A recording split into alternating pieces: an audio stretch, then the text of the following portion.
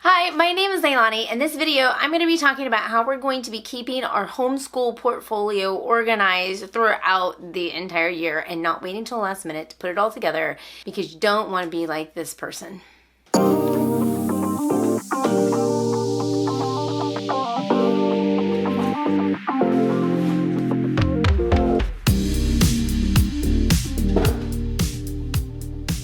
It's that time of year again.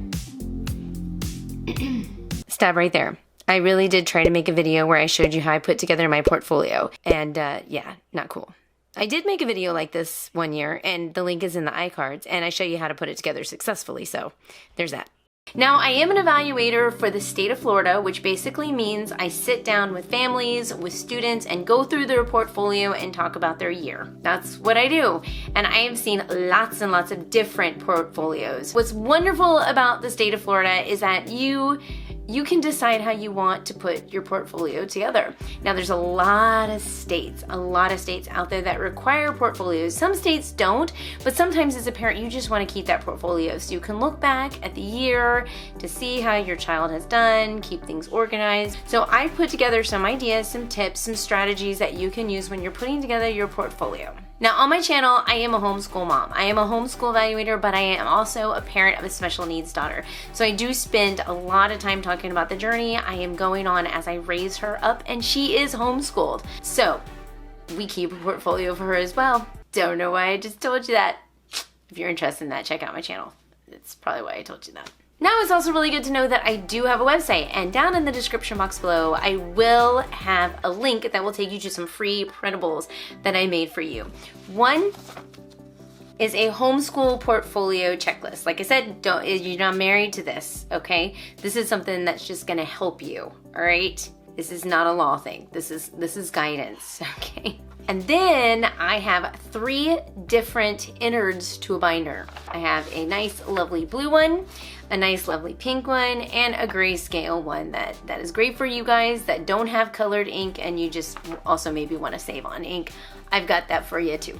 Also, in my homeschool portfolio checklist, which I'm going to kind of go through right now, I have down that you should probably have a binder per child, or just one really big binder if you want to get it in one big binder. I've seen that too. Dividers are essential, but if you don't want to get dividers or you run out of time, totally cool to just fold a Post-it note in half. I just get a piece of paper, Post-it note,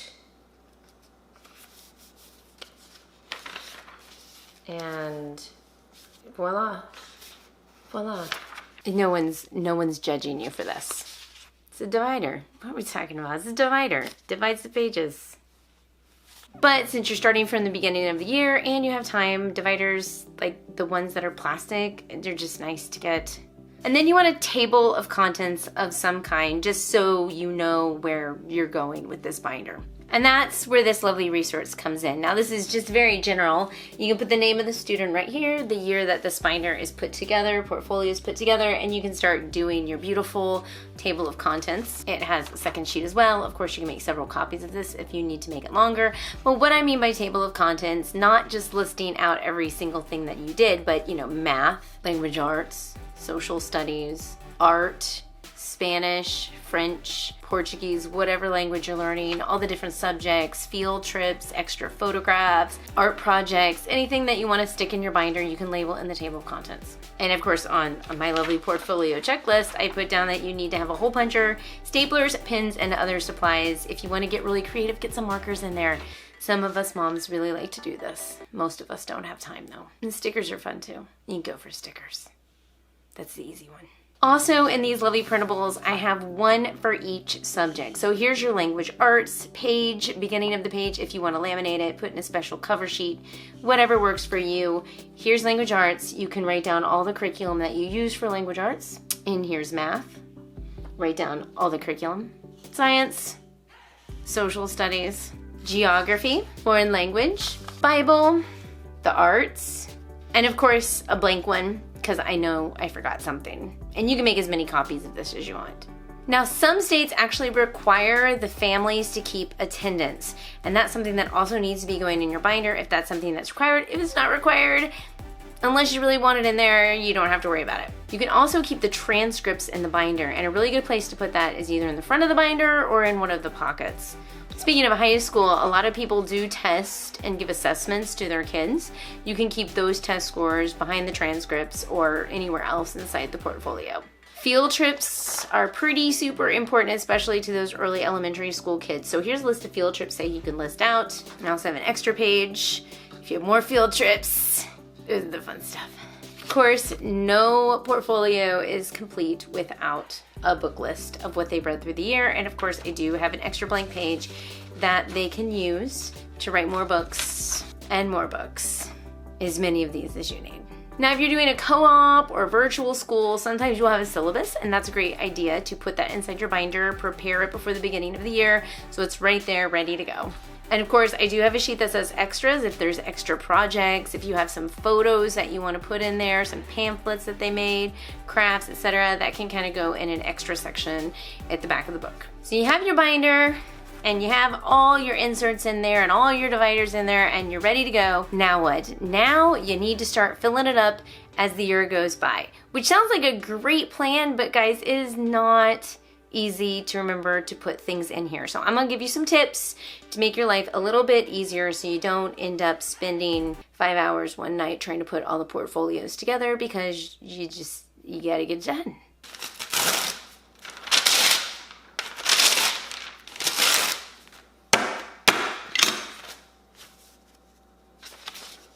Tip number 1, super important, date. Date your work so you know where it belongs, and also teach them to put their name. You don't have to date, have them date. I've seen some people with those stampers that they put at the top of their page. It's super easy to do and super important to do if your child cannot write the date. So date. Now that you got them dated, don't be scared to pull them out of the notebooks and stick them inside the binder. Now, it gets kind of annoying if you don't have a hole puncher laying around. One little fun tip is get one of those giant crates, right? And get a bunch of these little folders. You don't have to get these, you can get the yellow ones too, but these will actually like sit like this, and you can label, you know, each one of them on their tabs. You can label, you know, math, science, English, also color code them with the names of your kids, you know, that kind of stuff, so that when you're doing their schoolwork and they do a project or a paper that you think is amazing, you pull it out of the workbook right away and stick it into one of these little guys. So then when you have free time during the year, you can pull them all out and then stick them in a binder later, because, you know, God knows that we really always don't have time to stop what we're doing and fix our binder every single day. It's not a priority, but this will help make it easier. I did mention this before, but color coding, like just across the board when it comes to your kids and subjects, is a great idea. There is a channel, Life in the Mundane, Katie. She is like the color coding organizational queen in my book. She does it. You can get some great tips from her channel. If you want to learn more about doing that kind of stuff, check it out. It's in the description box below too. Another tip is don't feel like you have to put every single piece of paper and every single work inside their portfolio. So there was a time back in the day when I taught private school. I taught in a Title I school. I had to keep portfolios on all my students, and we were audited too. And the requirement that they had is we had to keep one sample copy of their work for every 2 weeks. I kind of like that, so I've kind of kept that as my general philosophy when I'm putting together my portfolio. One sample copy of each subject per 2 weeks approximately. There is flexibility. There's a lot of flexibility. I mean, seriously, you could put, you know, one thing per month if you really wanted to. But I think that one time every 2 weeks really gives them a good idea, the evaluator a good idea of their improvement through the year. And it's not too much, not too little, so that's just one little idea there. All right, here's another tip or thought. All of us know that we get little booklets or binders or notebooks that we want to keep. We want to keep it intact. We want to keep it whole. This is an example of one. It's my son's ancient history book combined with IEW. Anyway, I don't want to rip this thing up and stick it in the portfolio. I want to keep it as is, you know, for memory's sake. What I can do with this, I can stick this underneath the binder so I have a little stack binder and, you know, whatever notebooks that I want to keep it intact right there. It's totally okay. You don't have to tear apart memories or something that's important because you have to stick it in your binder. And the next tip is teach your kids independence. If they can't write their date, okay, teach them how to write their date. If they can't write their name, teach them how to write their name on every single paper. And if it's a really good paper, say, hey, go put that in the portfolio box so we can put that in your portfolio. So I hope these tips were helpful. Don't forget to check out that link down below. It'll take you to my website. You can also send me your email so we can keep in contact through the year.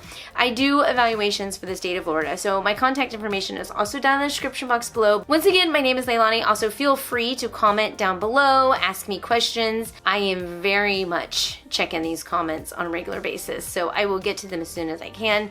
Thank you so much. Don't forget to share this with your friends, your family, if they homeschool, if they're interested in following a mom who is raising her daughter with special needs. I do a lot of videos talking about this, but I did want to do this specific video to share with you some portfolio information. So until then, I will see you guys in my next video because I'm gonna stick them on my face right now. All right, take care. Bye. And just kind of stick it in the back of the folder.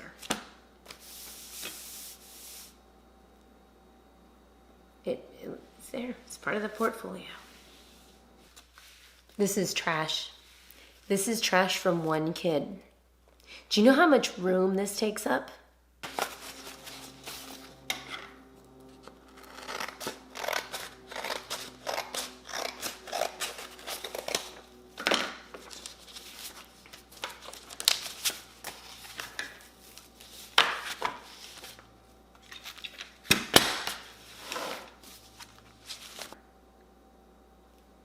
I still have 2 more kids to do. I'm not gonna do them right now in this video because this was absolutely exhausting and it is midnight and I'm done.